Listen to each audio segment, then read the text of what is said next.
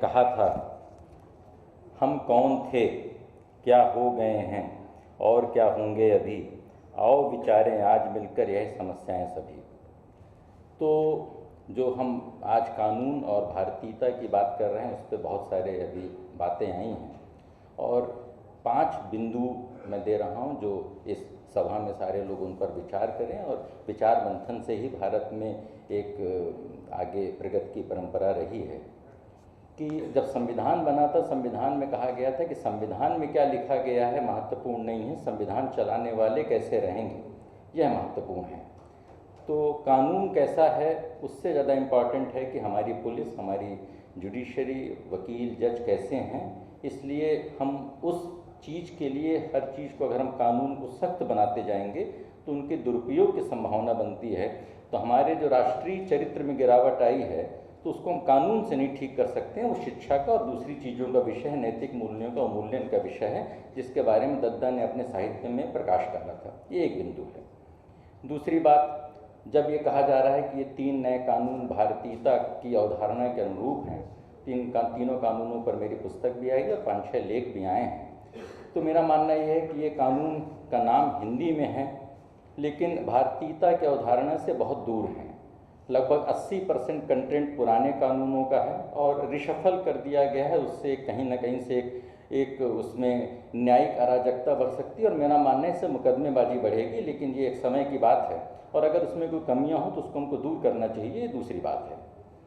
तीसरी बात, जब अयोध्या विवाद चल रहा था तो मेरी पुस्तक आई थी अयोध्याज राम टेम्पल इन कोर्ट्स, कि जब हमारे संविधान में राम राज्य की बात की गई है, उनका एक जो उसमें चरित्र चित्रण किया गया है, तो जब उनको अदालतों में न्याय मिलने में कई साल लग गए, कई दशक लग गए, तो आम आदमी की पीड़ा क्या होती होगी।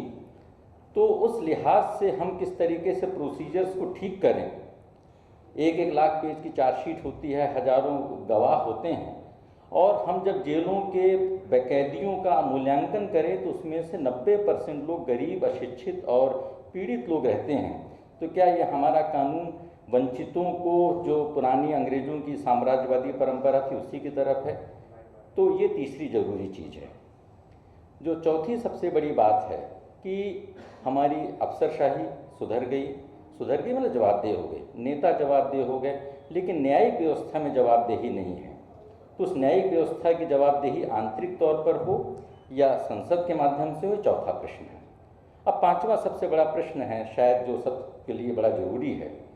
2012 में इस सरकार के बनने से पहले के.एन. गोविंदाचार्य के माध्यम से हमने दिल्ली हाई कोर्ट में पिटीशन लगभग 6 साल आर्गू किया और उसमें बोला कि जो विदेशी टेक कंपनियां हैं, हम सुबह से उठ लेकर रात तक इस जो सभागार में बच्चे, बूढ़े और जवान जितने भी लोग हैं, एक चीज़ पे सब लोग एकमत होंगे, टेक्नोलॉजी के इस्तेमाल के बारे में। हम सभी लोग व्हाट्सएप का इस्तेमाल कर रहे हैं, यूट्यूब का इस्तेमाल कर रहे हैं, नेटफ्लिक्स का इस्तेमाल कर रहे हैं, यूपीआई का इस्तेमाल कर रहे हैं, अमेज़न का इस्तेमाल कर रहे हैं और ये सारी विदेशी कंपनियां हैं और इनमें से किसी विदेशी कंपनी का भारत में कोई ग्रीवांस रिड्रेसल नहीं है। ये सारी कंपनियां 90% से ज़्यादा टैक्स चोरी करती हैं। इन सारी कंपनियों की भारत में जवाबदेही नहीं है। अगस्त 2013 में दिल्ली हाई कोर्ट ने आदेश दिया था कि इनका शिकायत अधिकारी हो, शिकायत का निराकरण हो। तो उसकी वजह से हमारे कानून में विसंगति कैसे है, किस तरीके से बेरोजगारी बढ़ रही है, किस तरह से असमानता बढ़ रही है, किस तरीके से भारत का पैसा विदेश जा रहा है, जिसके बारे में मैथिली शरण गुप्त जी ने अपने साहित्य में कहा था, और हम स्वर्णिम भारत की अवधारणा से दूर हो रहे हैं।